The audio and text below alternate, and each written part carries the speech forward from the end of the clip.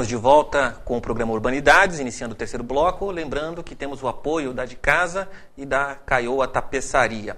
Você pode acompanhar o nosso programa pela internet, www.programaurbanidades.com.br. Lá você encontra todos os programas que foram feitos nessa primeira temporada do Urbanidades e também material adicional, making off e também canais de interatividade via rede social. Estamos falando, né, César, sobre mercado de cabotagem, com o Paulo Saporto, né, que está aí trabalhando numa pesquisa junto com a Universidade de Gênova para mapear a cabotagem no Brasil. Paulo, fala um pouquinho de como vai ser operacionalizada essa pesquisa, a metodologia. Explica um pouquinho para o nosso telespectador como vai ser essa pesquisa na prática. Certo.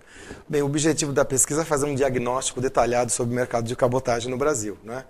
E vamos avaliar a demanda, né, tanto a demanda já existente quanto a demanda potencial, né, tipo de carga, né, do uso da cabotagem, substituição das rotas rodoviárias.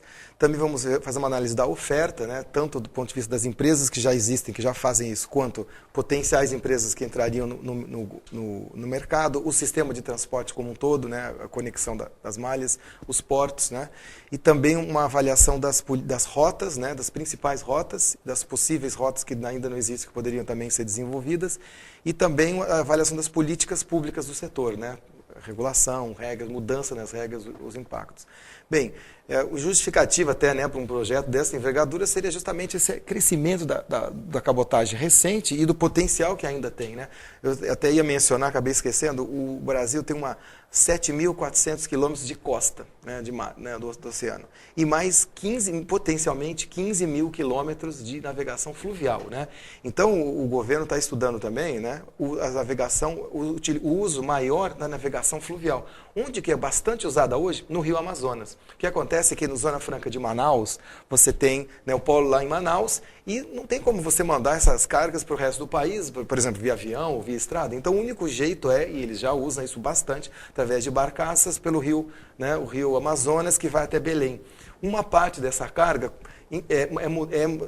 sofre transbordo em Belém para caminhões. Aí eles descem a Belém, Brasília, até Brasília e São Paulo, né, via Anhanguera, enfim, e outra parte segue por cabotagem, né? A cabotagem é usada bastante hoje por petróleo, né, para transporte de petróleo, minério de ferro, e muito pouco para container, né, muito pouco. Então é uma grande opção dessa grande produção de container ser utilizado também. Você fala muito da análise de uma integração de transporte terrestre com o transporte de cabotagem, né? Uhum. E o ferroviário pode entrar nesse jogo também? Com certeza, meu caro. Bom ponto. O ferroviário é, né, também um parceiro natural, como também o próprio PNLT, que eu mencionei antes, também prevê aumento da participação do transporte ferroviário no geral. Então, ou seja, a ideia é, daqui a alguns anos, né, a gente tem uma boa parte aquaviário e ferroviário. Então, teria em alguns lugares a conexão e o transbordo da carga, né? Então, eu ia dizendo também que o uso dos rios, né, está sendo incentivado por esse novo plano. Tem algumas dificuldades, tem que construir eclusas em alguns lugares para você poder passar pelos rios, né? Mas existem hidrovias, né? Por exemplo, a hidrovia Paraná-Tietê, né? O rio Tietê para o oeste ligaria com o rio Paraná, que desceria até o sul para o Rio da Prata, lá na Argentina, né? Também existem outras rotas possíveis na região norte, utilizar mais os rios da região norte para a cabotagem fluvial. Desse complexo Tietê, Paraná e Rio da Prata, né? Isso. Eu imagino que, grosseiramente, nós estamos falando quase de uns 5 mil quilômetros de navegabilidade, é isso? Por aí, exatamente. 5.200, 5.300 é uma malha muito grande que deve, né, é muito importante a gente utilizar esse potencial. E que hoje é usado aqui, ocasionalmente, é isso? Não, é usado em alguns trechos é utilizada, mas o problema é que muitas, aliás, digamos, quase todas, né, das hidrelétricas que foram construídas, elas foram construídas sem a preocupação da utilização na navegação. Foi um outro ponto da política de desenvolvimento econômico, falou, para que usar os rios? Né? Deixa, né, vamos usá-los para gerar energia, não para navegação. Hoje elas acabam sendo obstáculos nesse processo. Sim, mas é um obstáculo que pode ser transposto usando, construindo eclusas. Eclusas para poder permitir a navegação. Tá? Então, tem isso Eu também. tenho outra pergunta. A gente fala em pesquisa aqui, mas isso aqui me soa, do jeito que você narra, como quase que um projeto de utilização, né? Mais do que uma pesquisa. projeto de utilização. Parece que isso vem junto já com a pesquisa, é isso? Vem no seguinte sentido, vem que não é só preocupação da Unisantos e da Universidade de Gênova, também do governo, né? O Ministério do Transporte através desse plano, a Secretaria Especial dos Portos, que também vem patrocinando estudos para o setor de cabotagem. Por exemplo, eles lançaram recentemente um edital para captura de dados no setor de cabotagem, porque dados primários, né? São esses dados né, de demanda, né, de rota, são muitos ainda incipientes, não existem. São importantes para orientar os investimentos, as estratégias, a própria política de desenvolvimento do setor, né? Exato, a ideia é exatamente isso, né? Para poder orientar o desenvolvimento, né? E a atração, aumento da atração Até de porque empresas. Quem vai investir, por exemplo, o investidor estrangeiro só vai investir se ele tiver informação, né? Informação sobre seguro, né? o mercado que ele vai investir. Daí a né? importância até de balizar uma pesquisa como essa com um grupo universitário forte, né? Exato, é essa a ideia, ligar universidade, né, academia com o setor privado e o setor governamental. Olha, dentro dessa, falando da pesquisa e da participação da Unisantos, né, a gente sabe que quem está encabeçando esse processo é o NERIA, né? O que é esse grupo? Tá, o NERIA é o Núcleo de Pesquisa em Economia Regional, Internacional e Ambiental. Tá, é ligado ao programa de pós-graduação em Direito, mas também aos cursos de graduação em Economia, Gestão Portuária, Logística e Comércio Exterior. Né? Então, ou seja, tem 3 linhas de pesquisa: Economia Marítima e Regional, Economia Internacional e Economia Ambiental. Né? E esse projeto entra dentro da Economia Marítima e Regional, mas também um pouco de Economia Ambiental.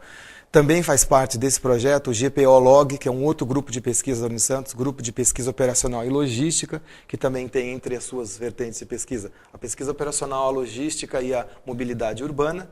E do lado da Universidade de Gênova, você tem também os grupos de pesquisa dele, TIELI, que é um centro de excelência italiana em logística integrada. Né? E do DIE, Departamento de Economia, e mais o grupo de Departamento de Ciências de Informação da Universidade de Gênova. Muito bom, hein? Muito interessante. Paulo, para encerrar o programa, a gente está no finalzinho. No intervalo, a gente está falando de novas tecnologias de navios. Né? E você colocou aí um navio que ele compõe vários tipos de possibilidades de transporte. Explica para a gente. Rapidinho, estamos encerrando o programa. Rapidinho. Né? É que a navegação de cabotagem, tipicamente, ela pode ser feita por barcaças, né, com navios, mas é uma tecnologia que só permite transporte de alguns containers pequenos. Né? Já existem outros navios, por exemplo, o navio Ro-Ro, que faz transporte de veículos, mas existe essa nova tecnologia que são os navios Ro-Pax, que, primeiro, eles permitem não só transporte de veículos, mas também de passageiros e até de containers, né, em grande volume. Então, é uma tecnologia interessante, nova, que um dos estaleiros italianos que tiveram aqui no Brasil já produzem, né? E agora, lógico que o uso de um navio desse envolve alguma mudança de cultura, né? Você tem que conhecer como que funciona um navio desses, para o passageiro também, né, se interessar em utilizar. Os caminhoneiros, por exemplo, um caminhoneiro embarcaria num navio desse em Itajaí, né, entraria com o seu caminhão e sairia em Santos ou no Rio de Janeiro, portanto, né, eles também não precisariam dirigir na estrada e, novamente, o roubo de carga, de avaria é menor. A questão ambiental você diminui o congestionamento, né, que é muito importante, é um dos objetivos primordiais disso daí tudo. Bom, eu acho que como todos os últimos programas, sempre que a gente está acabando, a gente tem aquela sensação de que temos que chamá-lo de novo, né? Então, o que a gente pode dizer a você que está em casa nos ouvindo e vendo, é que no site do programa você tem alguma informação complementar àquelas que o professor Saporto trouxe para o programa, né? E nos resta então agradecer a presença dele aqui. Paulo. Obrigado, Paulo. Boa noite. Boa noite. Semana que vem a gente está de volta com mais um Urbanidades, acabando a temporada, hein? Então tá.